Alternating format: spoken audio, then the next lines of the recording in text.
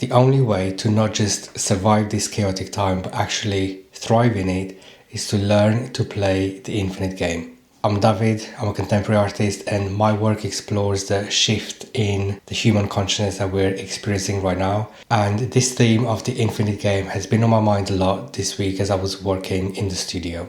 The problem with this mindset is that it goes against everything that we've been taught. We're taught to optimize for high performance, to set goals, to be practical. Everything is built around winning, but life doesn't work like that. Life is an infinite game. First heard this concept from Simon Sinek, but the philosophy behind it is much, much older than him. Same concept can be found in Stoicism, Buddhism, Taoism, and all kinds of different traditions that all say the same thing. It's the attachment to outcomes that's one of the main sources of suffering, while the real mastery comes from learning to embrace the process. The goal isn't to win. The goal is to keep playing. This shift from being outcome-driven to becoming process-driven has changed a lot for me, especially over the past 12 months. And it involved dismantling some of the oldest beliefs and worldviews that I had. I was raised to be a high performer. I was always under pressure to be the best in class, to go to the best schools, and so on. So after finishing university and trying to build my career, I still carried that mentality of having at all times a lot of specific outcomes that I needed to achieve in order for me to feel like I'm making progress, like I'm being successful, and that the work that I'm doing is worthwhile.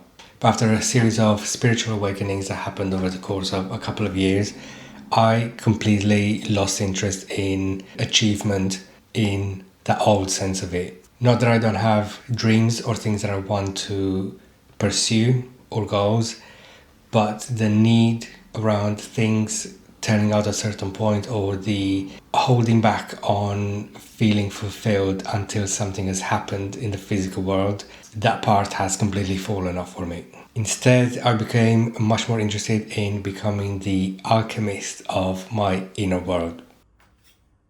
This week I was thinking about how being outcome focused has made my life worse in so many ways, but there's 3 specific ways that I wanted to go over today. The first thing is that it made me blind to my existing success. I remember following someone online, a spiritual coach, who launched something and she made about 600,000 in revenue, according to what she shared. And it looked like it was a huge success. But it turns out she was devastated by it, because her goal was to reach 1 million in revenue.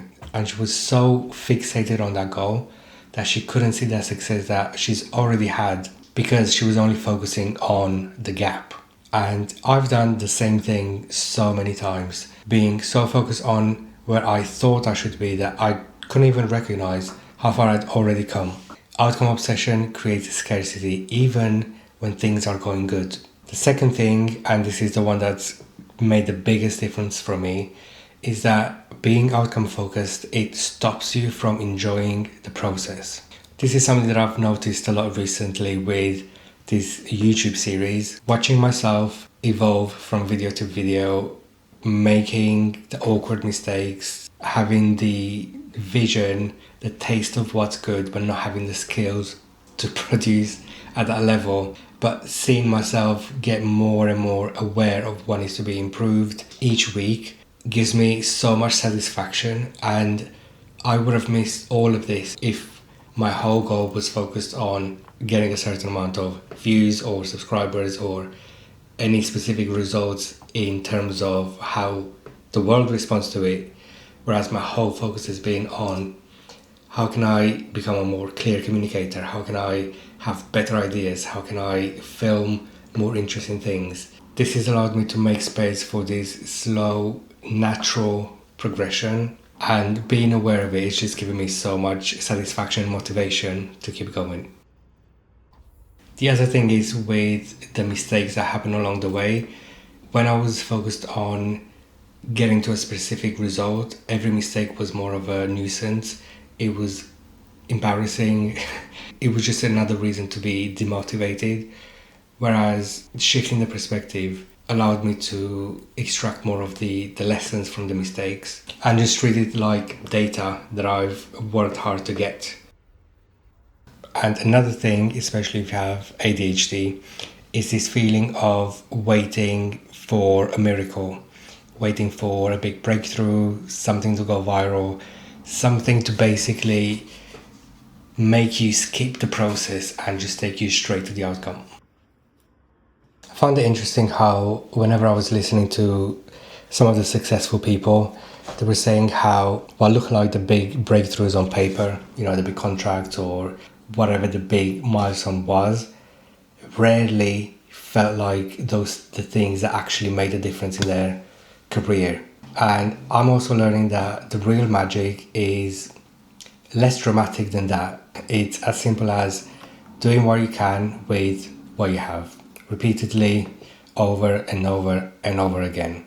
Doing that opens the door for so much more opportunity and synchronicity in your life, much more than any sort of big miracle swoop in. Underneath all of this, there's a deeper worldview that I deeply, fundamentally believe in. I don't think that the purpose of life is to be happy. I think the purpose of life is to become the alchemist of your own consciousness. To take your experiences, chaos, pain, joy, whatever life throws at you, and through awareness, turn it into art, into wisdom, and into self-mastery. That, to me, is the infinite game.